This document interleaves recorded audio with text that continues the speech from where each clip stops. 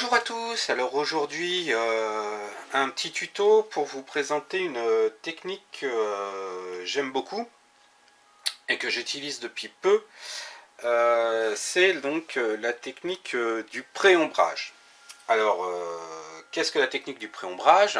C'est une technique de peinture qui sert essentiellement à simuler des zones d'ombre sur un kit pour le mettre en valeur, lui donner plus de volume et également casser les aplats de peinture sur un kit. Alors en ce qui me concerne, je préfère parler de pré-weathering que de pré-ombrage, puisque comme je vous ai dit, le pré-ombrage est une technique normalement qui force les ombres sur un kit, donc on aura tendance à assombrir les lignes de structure ou si ce qui se trouve dans l'ombre, hein, c'est-à-dire si la lumière vient du dessus, on va assombrir le dessous des kits. Là par exemple c'est un robot, donc on aura tendance, voilà, là c'est un robot, donc on aura tendance plutôt à assombrir le bas là, ici, mais on va rééclaircir un petit peu ici en imaginant la lumière vue du dessus, ce que je n'ai pas fait du tout. Là, moi, j'ai plus assombri toutes les... Alors, je ne sais pas si ça va bien se voir. J'ai assombri toutes les arêtes des... Alors, les lignes de structure, mais également toutes les arêtes et les bords du kit, puisque moi, ça sert surtout à montrer des zones d'usure où la peinture va être moins pétante que s'il avait été neuf. Donc moi, on va dire que c'est plus une technique de pré-weathering que de pré-ombrage. Mais la méthodologie pour le faire est la même. Là, par exemple, sur l'Armo Fighter, je m'en suis essentiellement servi pour casser l'aplat blanc ici. On voit que toutes les lignes et les bords sont plus sombres et que le centre des panneaux est beaucoup plus clair.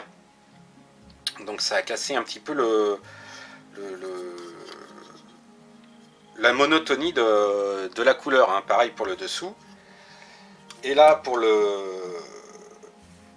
VE11, que je vais prendre délicatement, voilà. Alors c'est surtout visible, alors j'espère que ça va être visible, mais c'est vraiment sur les ailes, hein. On voit que les lignes de structure sont plus sombres et le centre du panneau est beaucoup plus clair.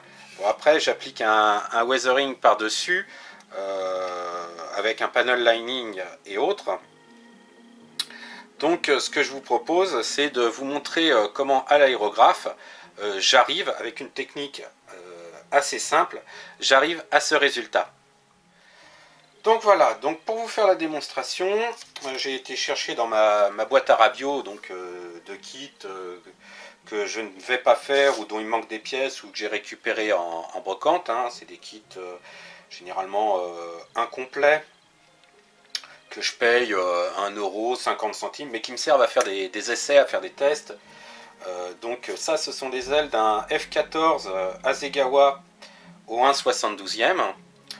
Donc voilà, ça va être une belle surface avec des lignes de structure, donc idéal pour faire la démonstration. Donc le principe, donc comme je vous disais, ça va être d'assombrir les lignes de structure, les bords d'attaque. Et pour que ça soit parlant, on utilisera sur les dérives là, alors je ferai qu'un côté, hein, on utilisera ici un gris foncé et ici un gris plus clair pour vraiment voir la différence. Alors d'abord, je vais tout sous-coucher en blanc mat, ce qui permettra de faire ressortir les lignes de structure pour ensuite comment ça s'appelle, les repasser en noir.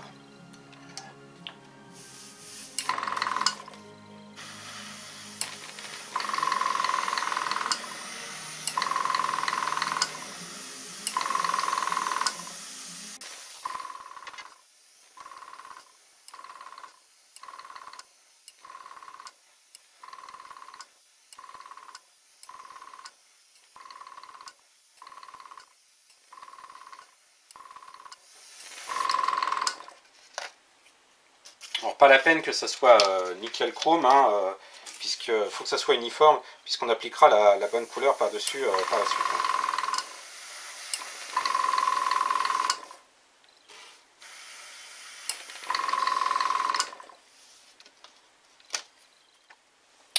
Voilà, j'ai sous-couché mes pièces en blanc mat. Alors pourquoi le blanc mat? Blanc parce que ça permet de bien voir ce qu'on veut repasser en noir par la suite. Hein. Ça ressort beaucoup plus que quand c'était juste les pièces en plastique. Hein. Je ne sais pas si vous voyez bien là. Mais les détails ressortent nettement plus. Voilà. Et en mat parce que le blanc mat est beaucoup plus couvrant que le blanc brillant ou le blanc satiné, tout simplement. Donc là, je fais un petit nettoyage express de mon aérographe. Maintenant, on va passer sur l'ombrage des lignes de structure. Donc pour ça, alors vous avez deux méthodes. Soit vous prenez, vous savez quelle est la couleur finale. Enfin après ça dépend si vous voulez que l'ombrage se voit beaucoup ou pas. Vous avez l'option d'ombrer avec la même teinte que la couleur finale. Par exemple, je sais pas moi, je vais ombrer avec un gris très très foncé, pour ensuite peindre avec un gris plus clair. Donc ça c'est une option qui est assez maligne. Soit vous avez l'option carrément d'ombrer en noir pour appliquer ensuite votre couleur finale. Alors ce qu'il faut savoir par contre, c'est qu'évidemment, si vous partez sur l'option d'ombrer en noir, le résultat va être beaucoup plus sombre que si vous partez sur l'option de prendre la même base mais en plus foncé. Là pour la vidéo et pour que ça passe mieux à la caméra, je vais partir sur l'option d'ombrer en noir, puisque c'est pareil, hein, moi je suis plus dans l'option de préparer au weathering que de réellement faire des ombres avec une teinte plus foncée. Et puis au niveau de la caméra, ça passera mieux. Mais au niveau de la technique, c'est exactement la même chose. Donc, on mélange bien la peinture.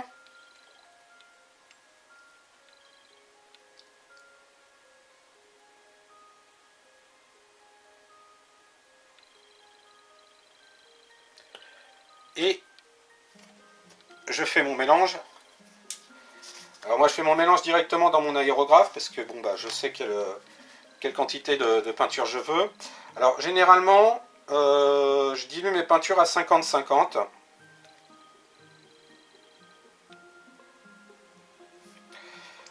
Lorsque je peins de manière classique.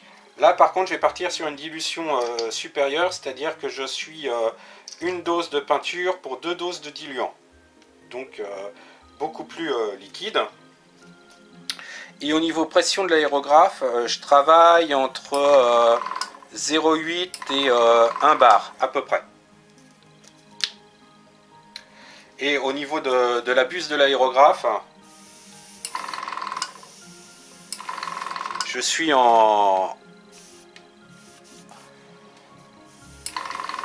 0,2.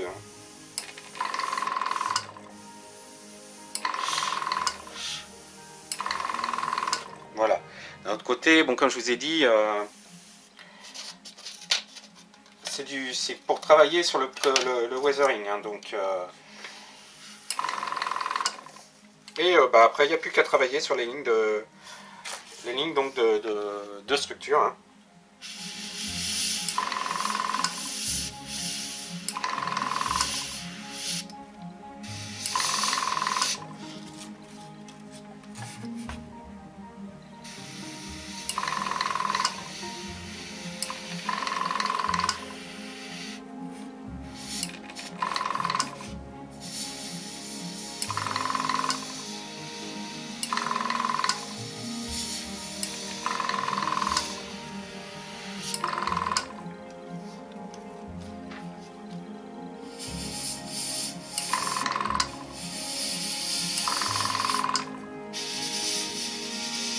Alors si je faisais un plombrage classique, je me serais contenté de faire juste les lignes de structure, mais là comme je vous ai dit, je préparais le weathering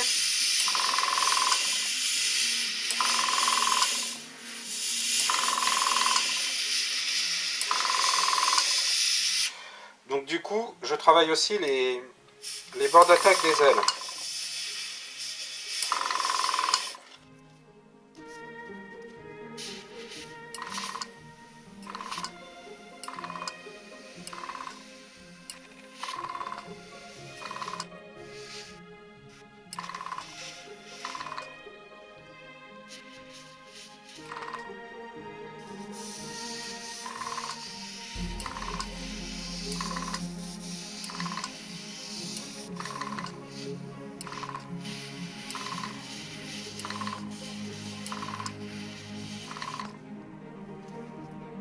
Alors, voilà. Ah.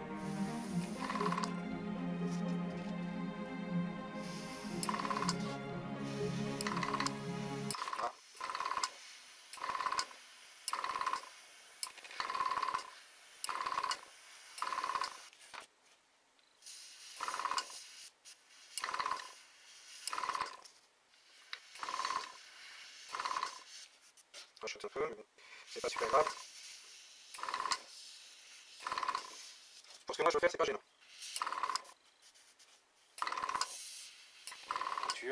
Donc le temps de nettoyer mon aérographe et on va pouvoir appliquer la couche finale qui est un peu plus claire. Alors là j'ai fait le nettoyage un peu plus en profondeur de mon aérographe puisqu'on va repartir sur une couleur un peu plus claire. Donc là c'est un espèce de gris beige.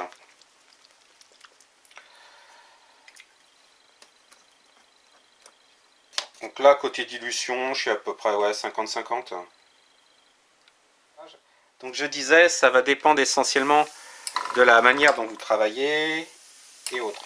Là je préconise généralement donc une dilution de 50-50 hein, comme on travaille habituellement, et une pression pareil entre 0,8 et 1 bar, parce que le principe ça va être de peindre par-dessus notre pièce, mais par voile, et ensuite pour atténuer le noir donc, et ensuite de travailler comment dire, de travailler plus précisément au centre pour éclaircir les panneaux. Donc là on est sur une pièce assez grosse, donc ça devrait être relativement simple, là un peu plus. Donc là je vais partir sur un gris assez clair et on va voir ce que ça donne. C'est parti.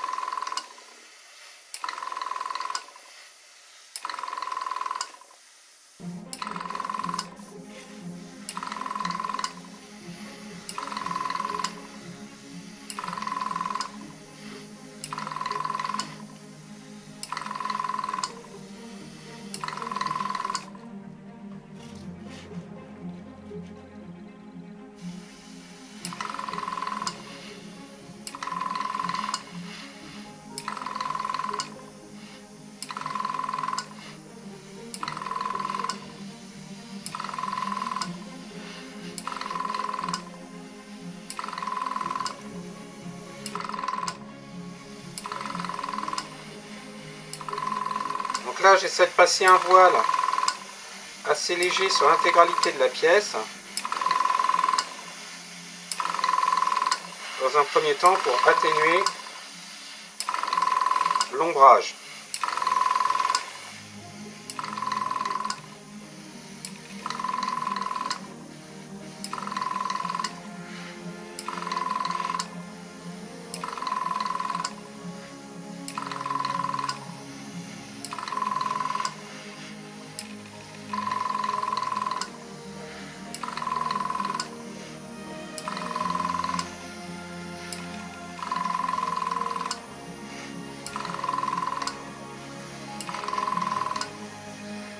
Voilà. Quand j'ai obtenu à peu près ça, là j'ai commencé à travailler plus précisément, vraiment panneau par panneau, en partant du centre et en allant vers l'extérieur pour atténuer la démarcation. Donc en traitant vraiment par petites touches et sans trop grosse pression.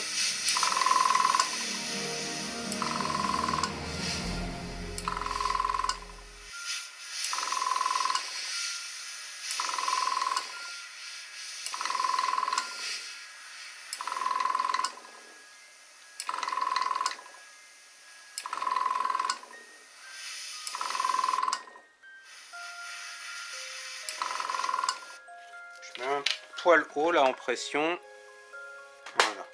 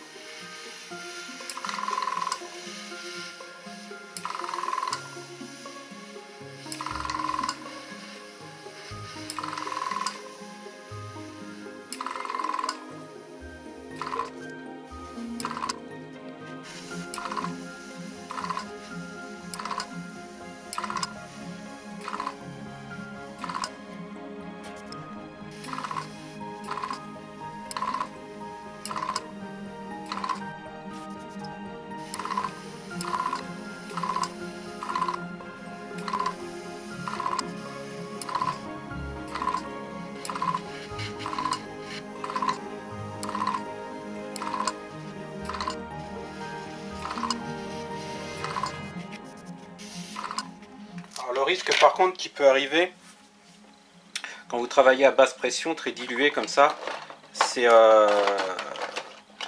les crachotis. On peut avoir quand même quelques gouttes qui se forment et de temps en temps, voilà, de temps en temps il est bon de nettoyer la buse.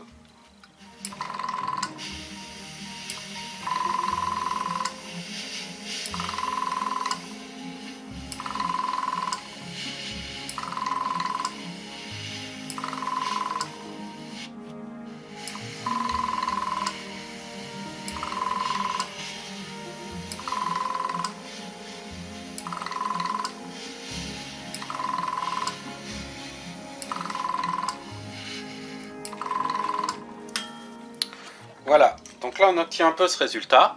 Donc, hop, pardon, voilà, j'arrivais plus à cadrer. Donc voilà, donc là j'ai pas mal éclairci le centre. Et après, bah, c'est une question de goût. Là je trouve que c'est un peu trop prononcé. Donc je passe un voile. Jusqu'à ce que j'obtienne vraiment la teinte que je veux avoir. Que ça reste relativement subtil. Puisque ça va être ensuite accentué par le weathering. Et ça c'est au jugé de chacun, hein. Vous regardez votre travail, vous décidez d'atténuer plus ou moins.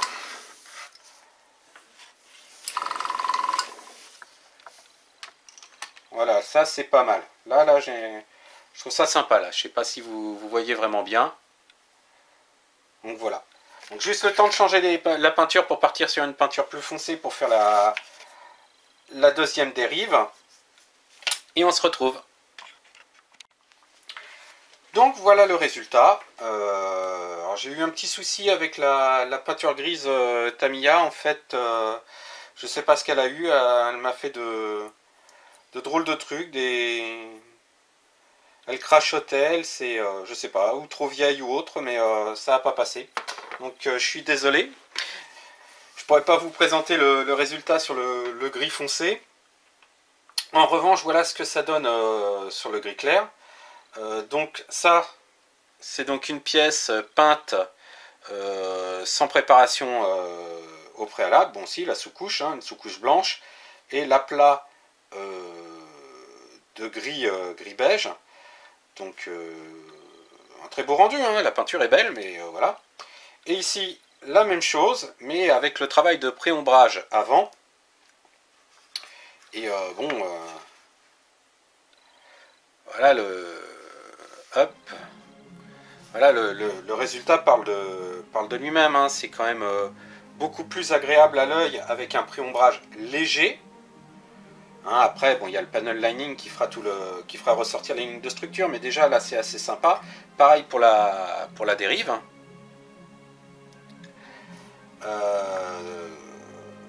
Tandis que là, bon, il n'y a pas de volume, c'est un aplat, hein, c'est plat. Donc voilà pour ce petit tuto relativement rapide d'une technique qui est quand même bien sympa, pas difficile à maîtriser, qui prépare bien au weathering, qui peut être utilisé donc à son utilisation de base, c'est-à-dire préparer un ombrage plus intéressant. Pour une technique plus évoluée et d'autres façons de procéder, je vous renvoie vers les vidéos de Hobby Forever. Je vous mets les liens dans la description, où lui il maîtrise vraiment plus de techniques, tandis que moi, voilà, pour faire vraiment des parties usées, j'ai également assombri les arêtes, alors que sur la définition même, les arêtes, c'est ce qui est normalement plus exposé à la lumière et qui devrait être plus clair. Voilà, j'espère que ça vous a intéressé, peut-être également donné l'envie d'essayer. En tout cas, si vous avez des questions, n'hésitez pas, la section commentaires est là pour ça. Je reste à votre disposition et vous dis à bientôt.